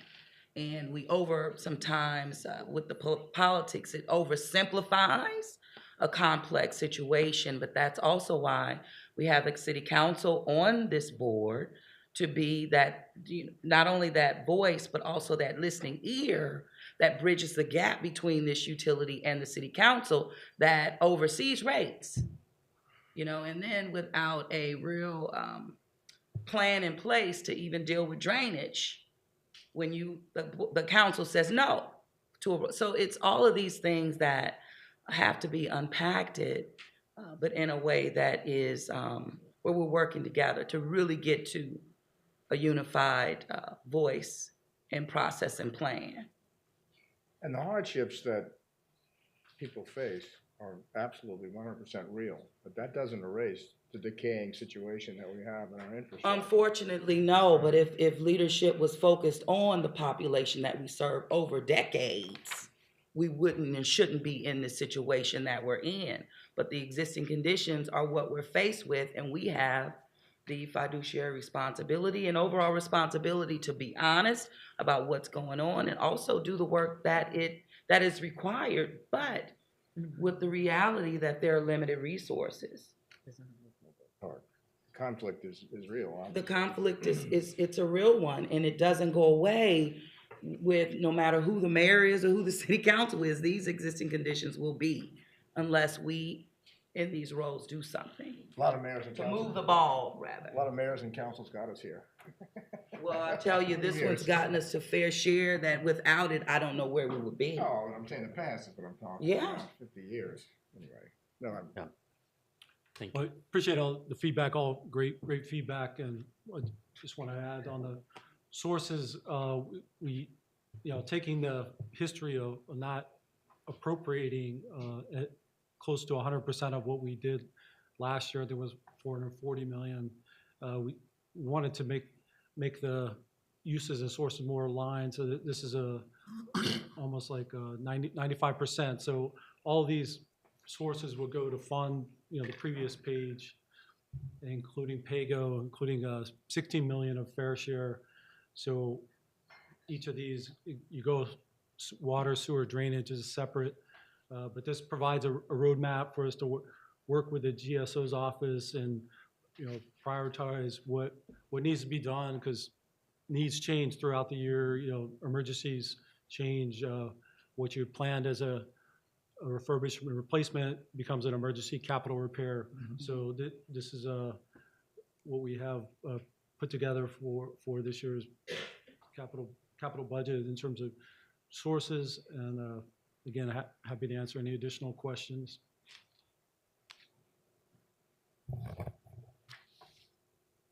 All right, any other questions? Hearing none, Ms. Yolanda? Yes, now we must take our action items individually, our first four, and so now we have Resolution R 148, 2023, approval of the 2024 operating budget. All right. We have a motion, we have a resolution that needs a motion to adopt. 2024 operating budget. It's been moved by Director Sloss. We need a second. Second. Seconded by Director Howard. Any questions? Hearing none, all in favor? Aye. Any opposed, any abstentions? Okay. We have officially adopted the 2024 operating budget for the Sewage and Water Board, New Orleans. Next resolution. R 149, 2023, the adoption of the 2024 capital budget. Thank you, Ms. Yolanda. We need a motion to adopt. It's been moved by Director Duplessis. We need a second. Seconded by Director Barnes. Any questions? Okay, all in favor? Aye. Any opposed, any abstentions? Hearing none, we've officially adopted the 2024 capital budget. Ms. Yolanda? And so now we need a motion to adopt the Resolution 163, 2023, the 2024 operating budget and 2024 capital budget blanket appropriation. Thank you, Ms. Yolanda. We need a motion to approve. So moved. Moved by Director Scholas, seconded by Director Sloss. Any questions? All in favor? Aye. Any opposed, any abstentions? Okay, we've officially adopted the operating and capital 2024 budget blanket appropriations. Ms. Yolanda. And now we have Resolution R 124, 2023. This resolution is to amend Article 6, Section 10 of the Sewage and Water Board bylaws relative to the Plumbing Conference Committee. The resolution amends the board's bylaws to reconstitute the Plumbing Committee to reflect the reorganization of the plumbing department's move from the General Superintendent Office to the Chief of Customer Service Office, and the evolution of the plumbing rules and regulations that now encompass environmental compliance matters. Therefore, the resolution adds the General Superintendent, Chief of Environmental Affairs, Chief of Engineering, and the Chief of Customer Service to the Plumbing Committee, and increases the number of standing committees to 6. In accordance with the board's bylaws, this resolution was previously introduced at the November 17, 2023 board meeting, and now the board may move to approve the change to the Plumbing Conference Committee. Thank you, Ms. Yolanda. This is a step in the right direction. We need a motion to approve. So moved. It's been moved by Director Anthrop. We need a second. Second. Seconded by Director Duplessis. Any questions? Hearing none. All in favor? Aye. Any opposed, any abstentions? Okay, we've officially adopted this amendment. And now we have the General Superintendent's recommendations. Ron Spooner, please proceed. Thank you. We'll start with the contracts and contract awards and renewals section. There are 5 items. I can take those 5 in global.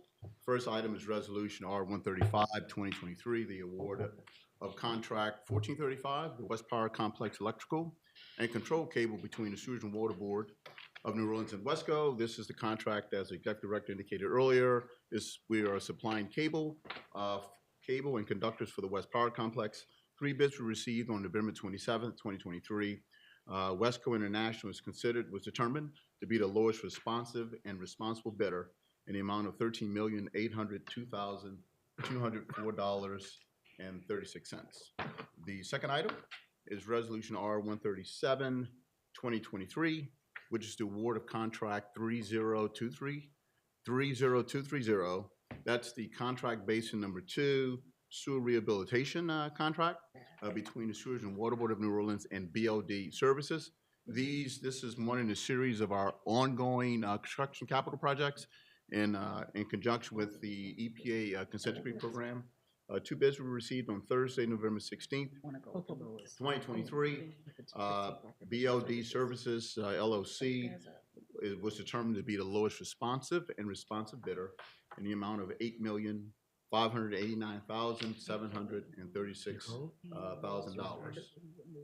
The third resolution is R-140, and that is 140-2023. That is the first and final renewal of contract 2022 SWB 77, and that is furnishing lime to the Carrollton Water Plant used in conjunction with our water treatment system. This first and final renewal is an amount of $1,341,440. And the fourth award is award of contract 30257. That is the Carrollton Basin number 16 between the Sewage and Water Board of New Orleans and Beverly Construction Company, LLC. 5 bids were received on Thursday, November 9th, 2023. Beverly Construction Company, LLC, was determined to be the lowest responsive and responsible bid in the amount of $10,167,134. And the last award within this section is Resolution R-142, 2023. Again, another consent decree SERP contract. The award of contract 30229, that's Carrollton Basin number 1, the sewer rehabilitation. This is between the Sewage and Water Board of New Orleans and BLD Services, LLC. 3 bids were received on Thursday, November 30th, 2023. And the lowest, it was determined that BLD Services was the lowest responsive and responsible bid in the amount of $9,951,760. And that is the briefing on the contract awards and renewals. We're requesting approval. Move approval.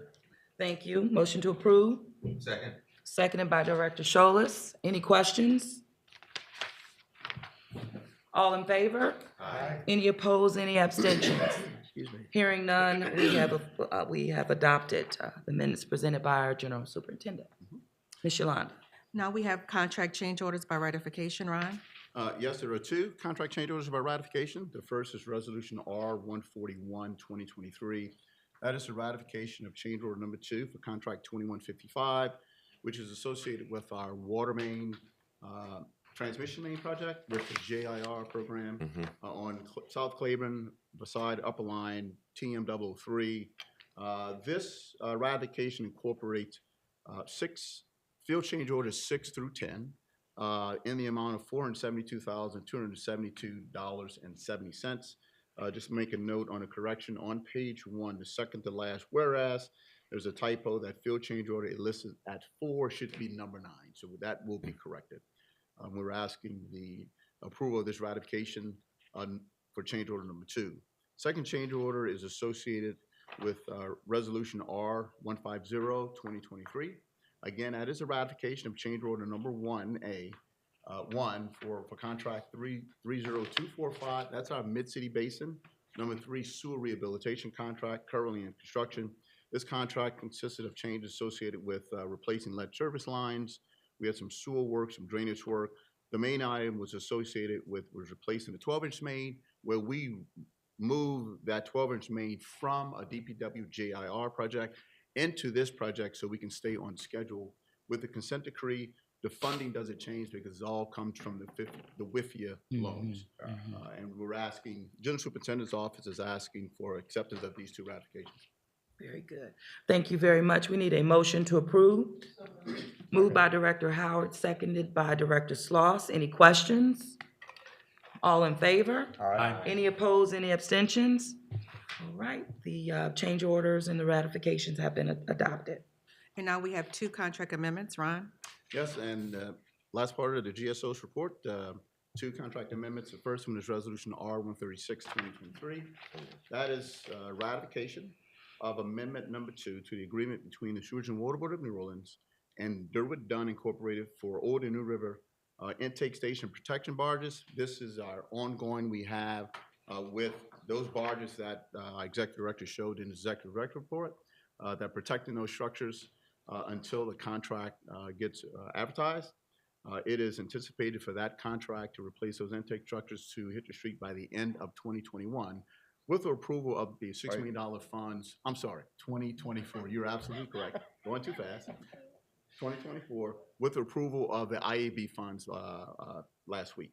Again, this change order is in the amount of $279,513.65. The second amendment is the authorization of contract amendment number 3 to the professional services agreement between the Sewage and Water Board of New Orleans, the Jacobs Engineering Group for the consulting services for managing the preparation, selection, and implementation of an advanced metering infrastructure solution. This is in the our smart metering program.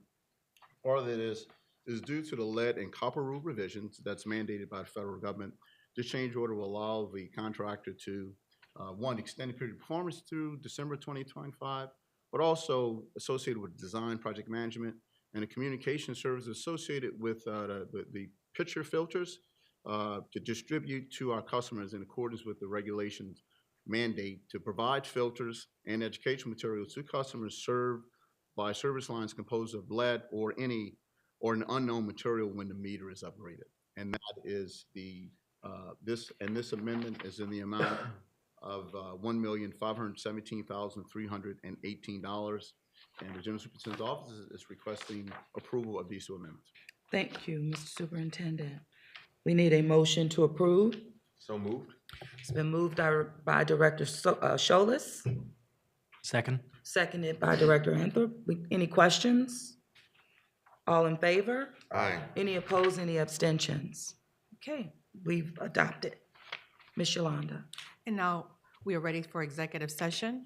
We need a motion to move into executive session. We need a motion to go into executive session. So moved. Moved by Director Barnes, seconded by Director Sloss. All in favor? Aye. All right, ayes have it. We are in executive session. Little man over there.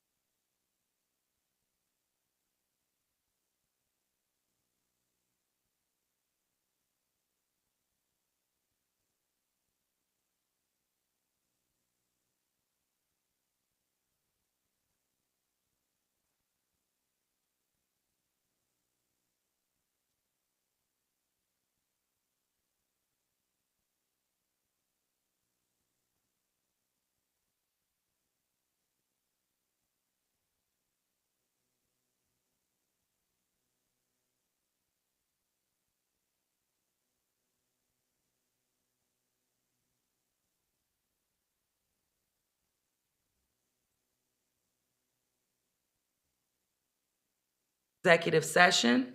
So moved. Moved by Director Howard, seconded by Director Duplessis. All in favor? Aye. Any opposed, any abstentions? Hearing none, we are now back in regular session. Ms. Yolanda. And now, Mayor, we'll need a motion to defer the executive session 7A to the January board meeting. A motion to defer, So moved. moved by Director Shola, seconded by Director Sloss. All in favor? Aye. Any opposed, any abstentions? This item has been officially deferred. Ms. Yolanda. And next, we have the appointment of the general superintendent. I'd like to make a motion, I'm delighted to make a motion to appoint Steve Nelson to the position of General Superintendent. His salary will be $230,000 a year. He will begin that position, assuming he accepts it, which I judge by the smile he will, on January 2nd. We have a motion. Second. It's been seconded by Director Sloss. Any questions? Discussion items? Okay. All in favor? Aye. Any opposed, any abstentions? Hearing none, we have officially voted for our next general superintendent. Congratulations. Steve Nelson. All right. The privileged mayor. Yes, sir. And I just want to take some time to acknowledge Ron Spooner and his tremendous work in the interim. He's been doing not just one job, but two jobs, and all the jobs. He's done it with grace, with dignity, and he's always made us proud. Thank you for your strong work, sir. Amen. Thank you. Well said. Thank you so much. Any other comments? Yes, thank you to the committee for their hard work on this matter. It's a huge one. Amen. I'll second that as well. And with, our focus being on wanting to ensure institutional knowledge, grooming leadership, and making sure that this utility has the best and the brightest today and moving into the future. So thank you all. All right. Ms. Yolanda. We have no new business, Mayor. We have information items for perusal by the board members. And now we are coming to public comment, and we have 4 public comment cards. The first card is from Pearl Cantrell regarding billing and customer service. Very Ms. good. Cantrell?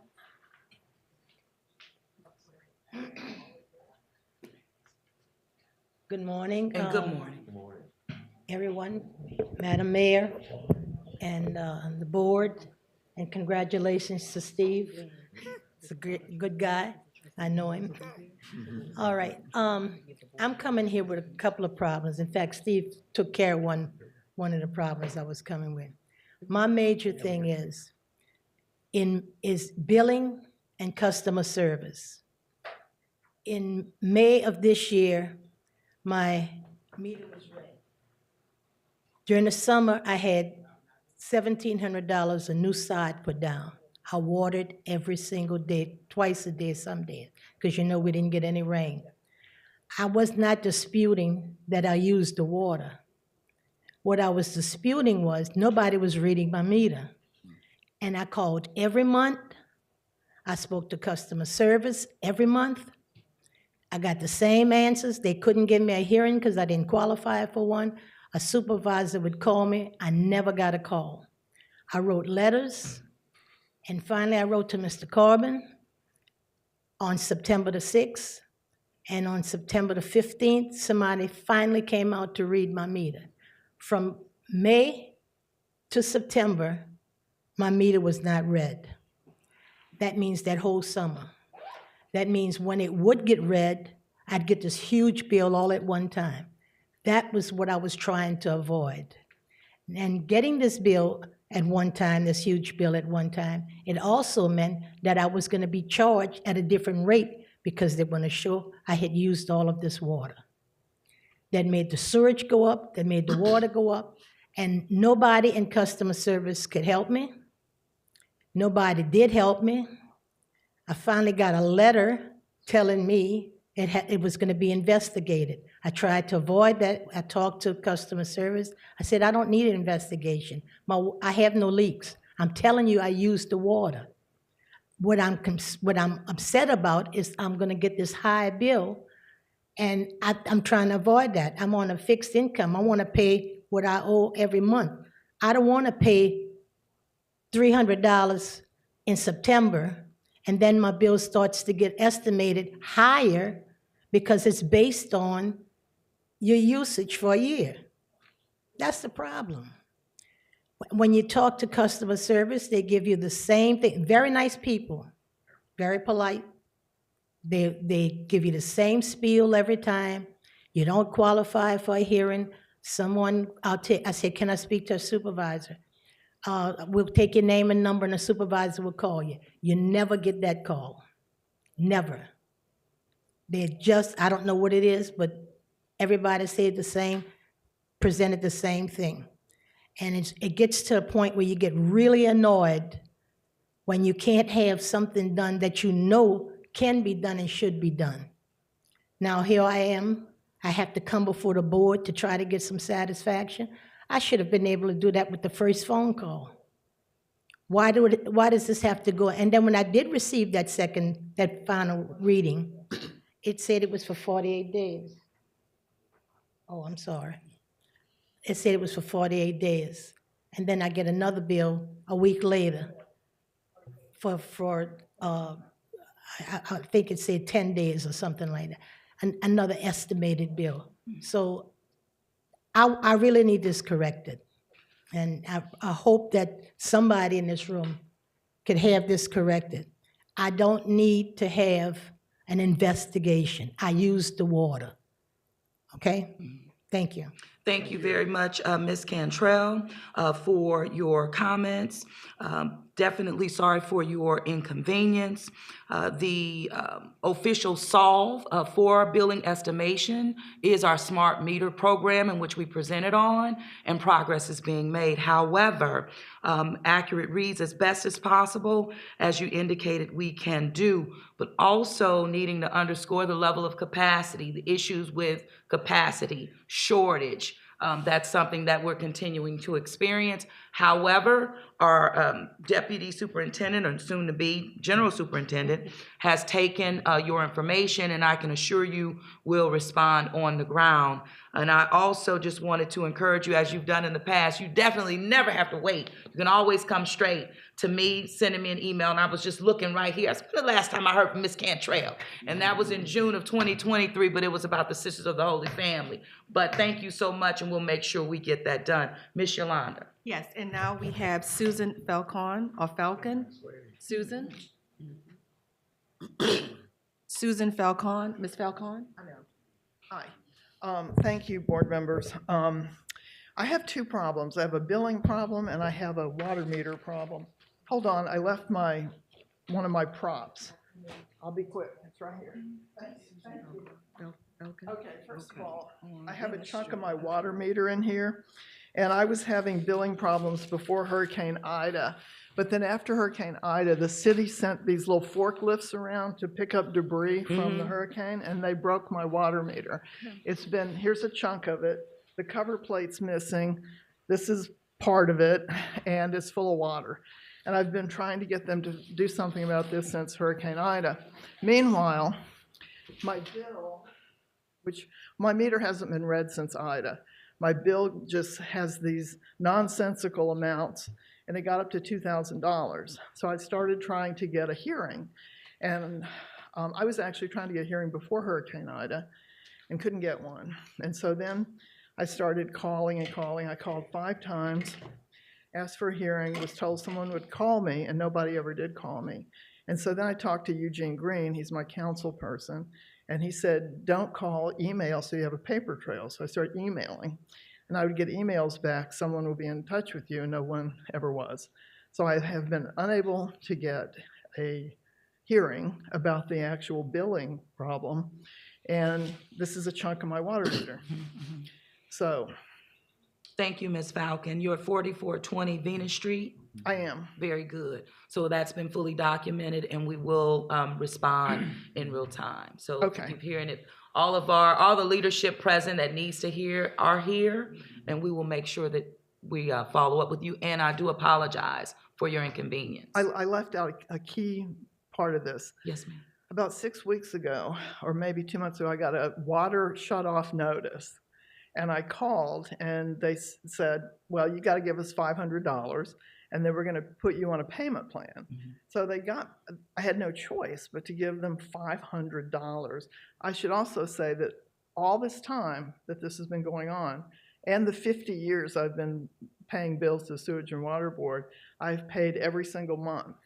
So every month, when my meter wasn't being read, I would send in anywhere between $120 to $180, which I think is a lot of money. It didn't affect the bill. It just was like $2,000. So I got a shut-off notice. They got $500 out of me and put me on a payment plan. And I feel that since they did that, they're not interested in giving me a hearing because they got my money and they're getting some more of my money, which I feel is my money, not the Sewage and Water Board's money. Well, they are us. I know. So we're going to, they are us, and because there's a face to the utility, it's not just somewhere, there. But we are hearing you directly, and we're going to respond to you as well.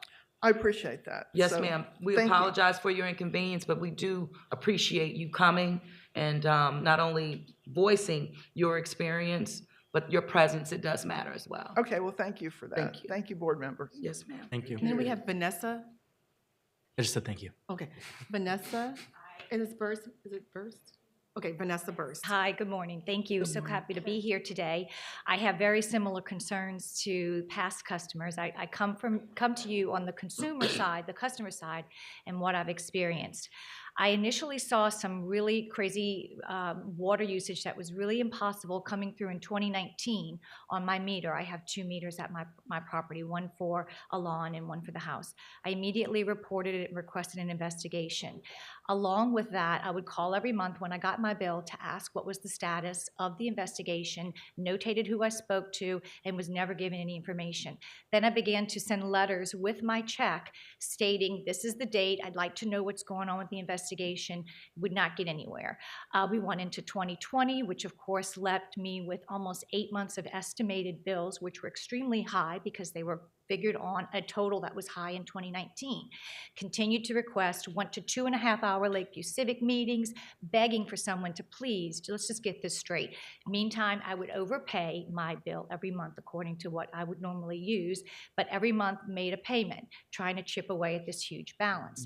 Finally, after asking what is going on, where is my hearing, I would like my due process, I would like to go over these bills, which I've kept everything, finally got a hearing in 2023.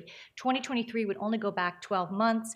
They were unaware of an investigation request since 2019. I provided my documents saying, no, you were aware of this, what is the findings? The problem that I have is when they do an investigation, they just come out and test the meter. You're never giving any reports, you're never giving any findings, you're very often not contacted to me. There is no discovery. I've asked for discovery and told that I would get that the day of the hearing. The day of the hearing, I got a printout of my bills. No reports, nothing. It was the exact same thing that I had gotten when I came in here in person trying to attempt to get these 2 accounts corrected from Miss Pat downstairs. So in the hearing, I was able to address some recent things, but we're not getting back to the initial problem of this huge amount on my bill that's still sitting there. I've tried to find every single way, going through the process, the appropriate way that I'm told to do, and I cannot get anywhere. There are some other things with the bills. There are adjustments that are being added after an estimated bill that I inquire about and never get answers. If the first bill that is read captures consumption that was underestimated, they're being billed, the customer's being billed at that time. And I'm not sure why we're also paying an adjusted amount, and I don't see how that's credited. The other problem that I do find is that the consumption is a figure based on random timelines. It is not 30 days, 14 days, 41 days. And the easiest thing is to go to your daily average per usage amount. That's the easiest way to see if there's a problem. You can multiply it by the days that you want to go back 3 cycles or 365. It's a very simple data thing to see if there's an issue and to come up with it. On one of the meters, after really being insistent, they came out and found that it was problematic, changed that meter, still waiting for credits for all those inaccurate bills, can't get anyone to get with me, I can't get another hearing, and guess what? Another month just came with crazy figures on the house meter that was not changed. So I need to get some sort of way just to get a corrected bill. Thank and you, it has Ms. to make Burst. sense. Thank you very much. And that's 15 New Basin Way? Okay, very good. And as I mentioned with the previous customer. The leadership that needs to hear you directly is present and in the room, and will follow up in real time to get to the bottom of your meter issues and billing issues. Yeah. But the solve is smart meters. So we're working and moving in the right direction relative to that. Great. It's not just the investigation, it's not just the billing, it's not just these strange things, it's customer service, you can't get answers, you can't get help, you can beg, plead, spend time. I've been here since 8:30 because I want to get to the bottom of this. I want to get right. I want it to be correct and paid, and I can't. Well, thank you for staying. Thank you for staying and submitting for public comment. And we're going to get you resolved. Okay, I appreciate it. Thank you very Thank much. you. And next, we have K. Brad Ott. Mr. Ott. I saw him out there. Hey. Hi, Good morning. I'm Brad Ott. I live at 1132 Merrill in Algiers. I am concerned about the billing practices. A couple months ago, bills normally were dated on the 22nd of the month, but somehow over the summer they were brought up to the 12th. And I wouldn't have come today because even with that change, I figured, okay, well, I get the bill in the mail, say on the 1st, and I'd have time to pay it. And I normally would pay it at the Algiers Service Center because frankly, I don't trust the post office. And maybe that's part of the problem. Because this last bill, dated 12/12/23, we received it on 12/12/23. And by the way, it wasn't just me. I mean, people blogged on it on Nextdoor and said, hey, what's going on? And it turned out a whole bunch of us in Algiers didn't get our mail until the 12th. And it was, now I'll say this though, you do have a pay by phone feature. Thank goodness I could pay on time, and that system works very well, and I'm going to use it. But I would like an explanation as to why the date was changed from, say, the 22nd of the month to the 12th, and then also how we can get bills on time, because part of it, for me, as previous speakers, I've always paid my bills on time. I've lived in various houses in New Orleans for the past 45 years and have always paid my bills on time. And I don't want to be late. You know, I don't want to get dinged on a credit report if I'm late.